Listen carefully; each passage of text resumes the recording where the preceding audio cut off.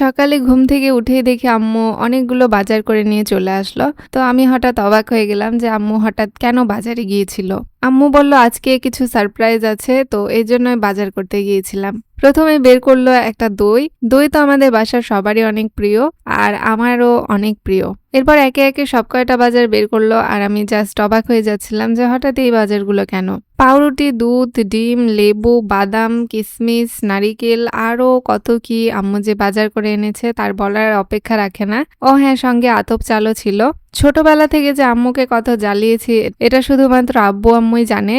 আর আগে যখনই আম্মু আমাকে বাজারে নিয়ে যেত তখনই নাকি আম্মুর সঙ্গে আমি জেদ ধরতাম, এটা কিনে দাও, ওটা কিনে দাও। আর সব কয়টা জিনিস আমাকে যদি না দেয়া হতো তাহলে আমি মানে কাঁদতেই থাকতাম যতক্ষণ না আমাকে কিছু কিনে দেয়া হয়। তো আমার আম্মুর কাছ থেকে শুনে দেখেন যে আমি কেমন করতাম। হ্যাঁ, হ্যাপি বার্থডে টু ইউ ইয়েন। আজকে ইয়েনের জন্মদিন। ওই জন্য সকালে ওদেরকে না জানিয়ে আমি মার্কেটে গিয়েছিলাম, যা পারি সামান্য একটু নিয়ে আসলাম। আর এই ইয়েনের কথা মনে হচ্ছে রাস্তায়, যে ইয়েনকে আমি যখন মার্কেটে নিয়ে যেতাম আমার বড় মেয়ে আর এই ছোট মেয়ে ইয়েন দুইজনকে নিয়ে যেতাম। তো তখন ওই শুধু সারা রাস্তায় এটা নিব ওটা নিব সব জিনিস কিনে দিয়ে ওকে থামানোর পরও ওই করে পিছে পিছে ঘুরবে আর কানবে, ঘিনি ধরেই থাকবে। ইয়েন এখন খালি হাসছে। এখন আপনারা ওর মুখে শোনেন ওর কি এখন পরিস্থিতি। তো ভিউয়ার্স, আমার আম্মুর মুখে তো শুনলেনই আমার ছোটবেলার কাহিনী। আজকে আপনাদের এই প্রিয় আপুটার জন্মদিন। তো আমার জন্মদিনের জন্য আম্মু আমার প্রিয় প্রিয় বাজারগুলো করে এনেছে। আজকে সব পছন্দের রান্নাগুলো আম্মু রান্না করবে। আমরা যদিও বা বার্থডে সেলিব্রেট করি না, কিন্তু এই দিনে একটু ভালো মন্দ কিছু আমরা বাসায় করে খাই। আমার ছোট ভাইটা এদিকে বেচারা অনেক চেষ্টা করার পরে একটা নারকেল ফাটাতে পেরেছে। আম্মু আসার পরপরই শিলপাটায় সমস্ত মশলা বাটাবাটি করে নিল, আর আমি আম্মুকে শুধু পেঁয়াজ কেটে দিলাম। প্রেসার কুকারে এখানে গরুর মাংসটা ধুয়ে দিয়েছি, আর আমরা কি করে রান্না করছি সবগুলো আপনাদের সঙ্গে শেয়ার করছি। আম্মু যখনই গরুর মাংস রান্না করে এভাবে সমস্ত মশলাগুলো প্রেসার কুকারের মধ্যে দিয়ে সিটি তোলে। তো সবগুলো মশলা দেওয়ার পরে লবণ দেয়া হলো পরিমাণ মতো, যতটুকু আমরা খাবো। তারপরে দেয়া হলো হলুদ গুঁড়া, মরিচ গুঁড়া, এগুলো গুঁড়া মশলা। গরুর মাংসের আসল টেস্টটাই হচ্ছে পাটায় বাটা মশলা। পাটায় বাটা মশলা না ইউজ করলে গরুর মাংস আমার একদমই টেস্ট লাগে না।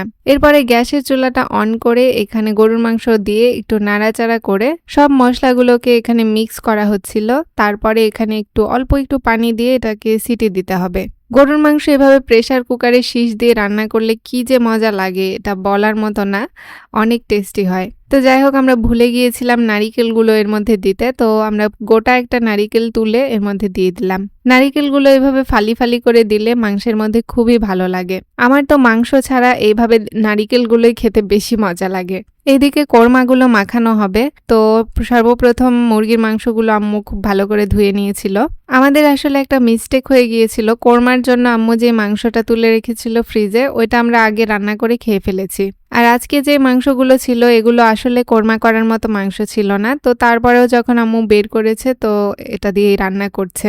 মুরগির কোরমা রান্না করার জন্য সর্বপ্রথম আম্মু এখানে বেরেস্তা ভেজে নিল, আর তারপরে মেরিনেট করে রাখা মাংসগুলো কড়াইয়ের মধ্যে দিয়ে দিল। এই বাটিতে আছে বাদাম বাটা, ধনা বাটা আর কাঁচা মরিচ, তো এটাও দিয়ে দেওয়া হলো। এই সমস্ত মশলাগুলো একসঙ্গে আম্মু এখানে কষাবে, কষিয়ে কোরমাটা রান্না করবে। আমি ব্রয়লার মুরগির কোরমা গত 2 বছর ধরে খাওয়া শুরু করেছি। এর আগে আমি ব্রয়লার মুরগির কোরমা খেতাম না, তবে আমার আম্মু ছোট ভাইয়ের জন্য একটু রান্না করে দিয়েছিল, তখন একটু টেস্ট করার জন্য এখান থেকে নিয়েছিলাম, আর তখন থেকে আমি এটার ফ্যান। ব্রয়লার মুরগির কোরমা সত্যি অনেক ভালো লাগে, তবে মজাদার পিসগুলো থাকলে। আজকের পিসগুলোতে বেশিরভাগ চামড়ি, পা এগুলো ছিল। তো যাই হোক, তারপরেও যেগুলো ভালো পিস আছে সেগুলো খেতে অনেক ভালো লাগবে। বলক যখন উঠেছে তখন আমরা এর মধ্যে কিছুটা জয়ত্রী দিয়ে দিয়েছিলাম, আর এটাকে এখন খুব ভালো করে নাড়িয়ে চাড়িয়ে কষাতে হবে। মাংস থেকে যখন তেল ছেড়েছে, এই যে দেখতেই পাচ্ছেন খুব সুন্দর করে তেল বেরিয়েছে, এই টাইমটাতে দিতে হবে দুধ। আমরা গরুর খাঁটি দুধটাই দিচ্ছি, এখানে প্যাকেট কোনো দুধ ইউজ করব না। গরুর দুধ দিয়ে কোরমা রান্না করলে একটু বেশি মজা লাগে। আমি একটা লেবু কাটছিলাম, আম্মু আমাকে লেবু কাটতে দিয়েছিল। আর এই যে কোরমাতে বলক চলে এসেছে, এখন দিতে হবে চিনি আর লেবু। কোরমা যদি একটু মিষ্টি না হয় তাহলে খেতে একদমই ভালো লাগে না। টক ঝাল মিষ্টি এটাই হচ্ছে কোরমার আসল টেস্ট। এখন কোরমা থেকে খুব সুন্দর একটা স্মেল আসছে, আর এই পর্যায়ে দিয়ে দিতে হবে লেবুর রস। ট্রাই করবেন চিনি আর লেবুর রসটা একসঙ্গেই দেওয়ার জন্য। আম্মুর হাতের এই কোরমাটা অসম্ভব টেস্টি হয়। আজকে আমাদের লেবুটাতে খুব বেশি রস ছিল না, কিন্তু এই লেবুটাতে খুব সুন্দর একটা গন্ধ আছে। তো আমাদের কোরমাটা নামিয়ে নেওয়ার আগে আম্মু এখানে একটু পেঁয়াজ বেরেস্তা দিয়ে দিচ্ছিল। কিছুক্ষণের মধ্যে আমরা কোরমাটাকে নামিয়ে নিব। তো কিছুক্ষণ ঢাকনা দিয়ে ঢেকে রাখবো। আর এইদিকে আমাদের এই মাংসের মধ্যে আমরা আলু ভেজে দিয়ে দিলাম। আলুটাকে প্রেসার কুকারে মাংসের সঙ্গে আবার একটু শীষ দিয়ে নিতে হবে। এদিকে সবকিছু রান্না করার শেষে আম্মু এখানে রান্না করবে বিরিয়ানি। তো বিরিয়ানি রান্নার জন্য এখানে তেল দিয়ে দিয়েছে, তার মধ্যে একটু রসুন বাটা দিয়েছে, তারপরে এখানে চালটা ঢেলে দিল। অনেকে বলবেন সাদা পোলাওয়ের মধ্যে কি জন্য রসুন দেয়া হলো। রসুন দিলে এই চালের স্মেলটা অনেক সুন্দর আসে, এই জন্য রসুনটা দেয়া। এখন আমরা একটু দুধ দিয়ে দিচ্ছি এই বিরিয়ানির মধ্যে। বিরিয়ানিতে দুধ দিলে অনেক ভালো হয়, মানে আর কি সুস্বাদু হয়। আমাদের দেখতে দেখতে পোলাওয়ের চালটাতে বলক চলে এসেছে। আর এখন দিয়ে দিতে হবে একটু ঘি আর খুব অল্প পরিমাণে একটু চিনি। দেখবেন বেশি যেন আবার চিনি না হয়। এই চিনিটা মানে হাফ চামচের মতো চিনি। এটা খেতে মিষ্টি লাগবে না, তবে এটা পোলাওয়ের স্বাদ বাড়ানোর জন্য দিতে হয়। সবশেষে দেয়া হলো একটু পেঁয়াজ বেরেস্তা দিয়ে ঢেকে দেয়া হলো। এই যে টানটানা আমাদের পোলাও রান্না করা কমপ্লিট। এই সাদা পোলাওটার থেকে যে কি সুন্দর গন্ধ বের হচ্ছে, আহ! এই পারে থাকলে আপনারা বুঝতে পারতেন। পোলাও না রান্না করতেই এটা খেতে মন চাইছে, কি আর করব, ক্ষুধা লেগে গেছে। আজকে আম্মু যেহেতু বাজার করে এসেছে ১টার দিকে, তো ১টার পরে এগুলো সব আয়োজন করতে করতে আমাদের অনেক লেট হয়ে যাচ্ছে। আর আমাদের খাওয়া দাওয়া করতে আজকে মনে হয় আরও লেট হবে। একা একা এত কাজ করা তো পসিবল না। তারপরেও আম্মুকে যদি হেল্প করে দিতে চায়, আম্মু তো হেল্প নেয় না, আম্মু একা একাই করে। তো যার কারণে এই অবস্থা। এদিকে পেঁয়াজ ভেজে এর মধ্যে দেয়া হলো মাংসটা ঢেলে। এভাবে মাংস রান্না করলে অনেক টেস্টি লাগে। যদিও বা আমাদের মাংস রান্না হয়েই গেছে, আর কিছুক্ষণের মধ্যেই এটাকে নাড়াচাড়া করে বলক তুলে নামিয়ে নিতে হবে। গরুর মাংস হাঁসের মাংসের সঙ্গে নারিকেলের কম্বিনেশনটা খুবই ভালো। আমাদের নিচের সব রান্না শেষ, আম্মু উপরে খড়ির চুলা ধরিয়ে এখানে এই পিঠা রান্না করছে। ওইদিকে আমাদের সমস্ত রান্না কমপ্লিট। এদিকে আম্মু মাটির চুলা ধরিয়ে পিঠা বানাচ্ছিল।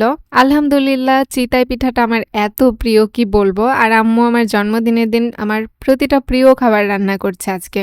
আমি তো দেখে জাস্ট সারপ্রাইজড হয়ে যাচ্ছিলাম যে আম্মু এত কিছু আজকে কিভাবে রান্না করছে। আমাদের মায়েরা কিন্তু আমাদের প্রতিটা ভালো খারাপ সবকিছুরই খেয়াল রাখে। বাবা মা প্রত্যেকটা সন্তানকে অনেক ভালোবাসে এবং প্রত্যেকেরই খেয়াল রাখে, কিন্তু অনেক সন্তানরা ভাবে যে তাদের বাবা মা হয়তো তাদেরকে ভালোবাসছে না। এটা কিন্তু একদম ভুল। মা বাবা রাগ করবে, আবার বাবা মাই ভালোবাসবে, এটাই কিন্তু নিয়ম। তো যাই হোক, আজকে আমার বার্থডের দিন পুডিংও আম্মু বানিয়েছে। আর এদিকে আমাদের ৫টা বেজে গেছে খাবার খেতে খেতে। আজকে অনেক আইটেম হয়েছে।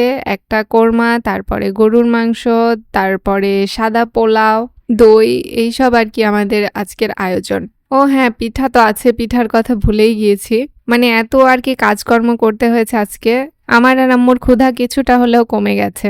দেখবেন যখন বেশি কাজ করবেন তখন ক্ষুধা কমে যায়, খাওয়ার মন মাইন্ডটা থাকে না। আমরা অবশ্য না খেয়ে কাজ করি না, আমরা ১টার দিকে একটু নাস্তা করি, তারপরে কাজকর্ম করে দেন আমাদের খাওয়া দাওয়া।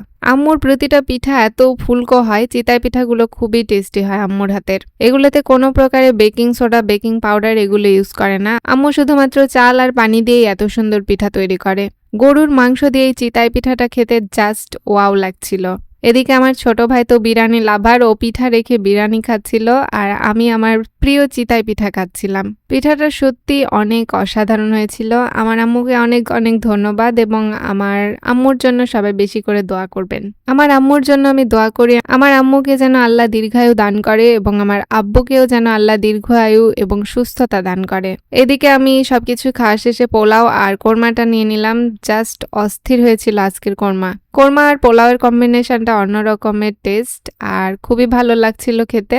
আমার আবার রাজকপাল, শুধু এলাচ পড়ে আমার খাবারে। তো আজকের ব্লগটা এখানেই শেষ করছি। সবাই আমার জন্য দোয়া করবেন, এবং দেখা হচ্ছে নেক্সট ব্লগে। আল্লাহ হাফেজ।